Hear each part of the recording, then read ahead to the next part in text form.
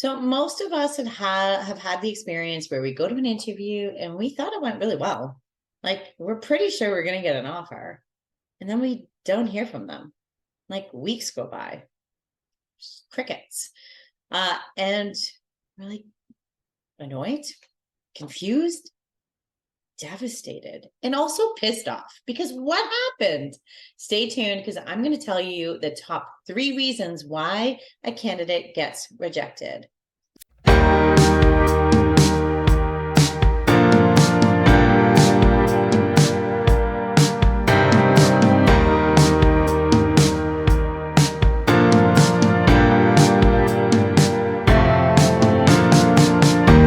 Hello, my name is Sarah Curto, and I am your neighborhood career coach who helps unhappy workers go from dreading their days to finding work they love, where they love every day and not just the weekends. And here on this channel, I share all the behind the scene secrets that I learned. As a recruiter for 15 years, I looked at 100,000 resumes and LinkedIn profiles. I conducted 10,000 interviews, never mind all of the feedback that I received. I built teams, I negotiated offers, I did it all. Plus, as a career coach, there are lots of things that I see that go on in the industry and labor market, plus with the individual, that I have figured out how to overcome. And it's how I've helped 500 people find work they love, my 5 years of career coaching. So make sure you subscribe because I don't want to miss a single one. I'm really amped up about this topic because I'm not a fortune teller. So let's get that out of the way. So I don't know the specific reasons why each individual has not gotten the offer. But when Randstad, which is the top recruiting firm, or one of them in the world, asked recruiters and hiring managers why they rejected a candidate, here's what they said. And I live for these sort of patterns and relationships because then it allows us to try and overcome them, so that these aren't the reasons why we would get rejected. Okay, so the first one is communication and presentation skills.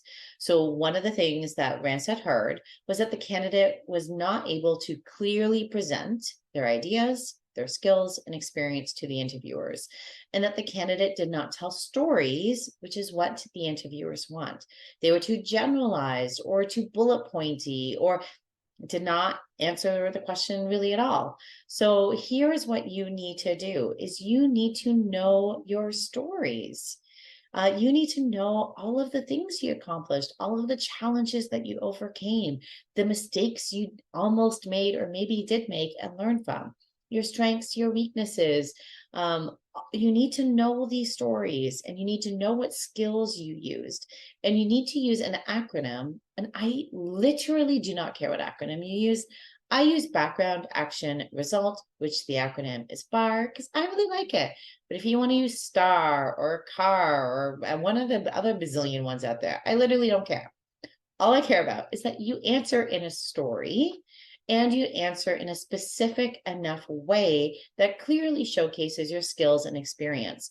It is very common for us to answer in a generalized way, which leads the interviewer unsure if you actually have the ability to do it. It's like I was using this example in one of our coaching calls in the Career You Love Academy, my group coaching membership, where if someone were to ask me, how would you climb up Rattlesnake Point, which is a common climbing wall here in Burlington, in Milton, Halton region. And I could totally discuss it. I could totally do it. I can definitely talk about it in a generalized way, but I've never done it, and I will never do it. And I wouldn't be able to talk about it in a specific way because of that. So a generalized way does not show an interviewer that you can do it. You need a specific story. And if you don't have one specific story, because you can't remember an end-to-end story, then cobble it together from other examples so that the interviewer can feel like you are clearly presenting your ideas, skills, and experience for the role you're interviewing for.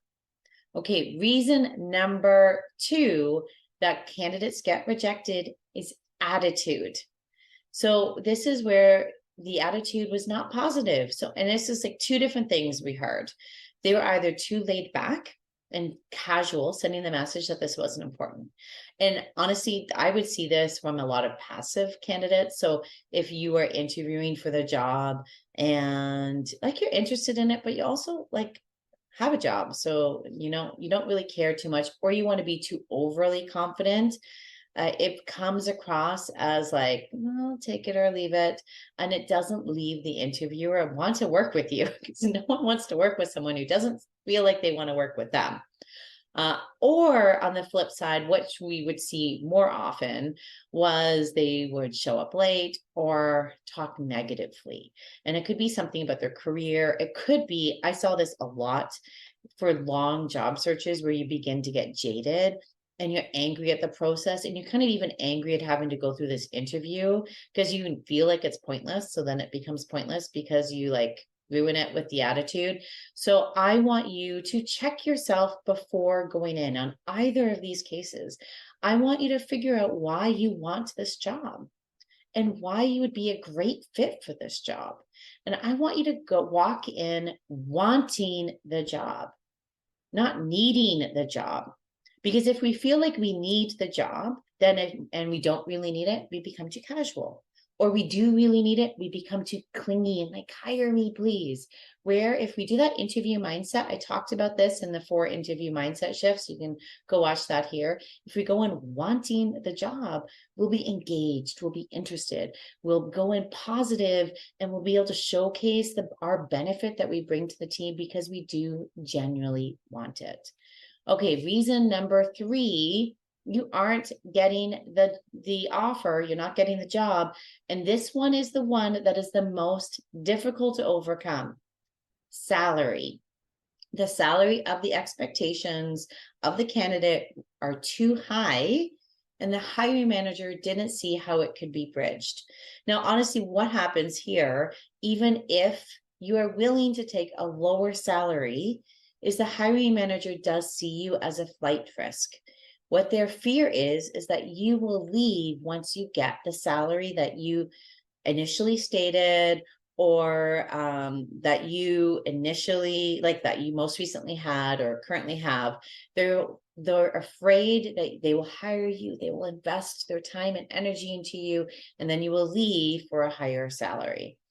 So how to handle this is to, number one, it's to know your bottom line. Like if you can't make less than a certain number, let's just pick a number out of the air and say that's 80K, and they can't pay more than 70K, and you don't get the job because of that, then that's fine. No harm done to anyone. You're not trying to like say, oh yeah, maybe I would take 70 and then leave, or try and counter offer when we already know they can't pay more than that. Like if we know and we don't get the job because they can't pay us what we need, that's fine. No harm, no foul. It sucks, but it's fine. But if it's because you stated a salary that was higher, but even though you would consider lower, this is why I do like giving a range. And if we aren't able to get the range from them, then give a big range. But I do think flipping it on, well, every company works differently. And I would love to hear more about the salary range that you are looking to offer, because I know ranges work differently in every different type of industry and company, so that we can hear it first. But another way, if they're not gonna, I never gave it up first. Now I kind of wish I did, because it wasn't fair, but I didn't. I was stubborn like that. And I know there are others out there who are stubborn like that.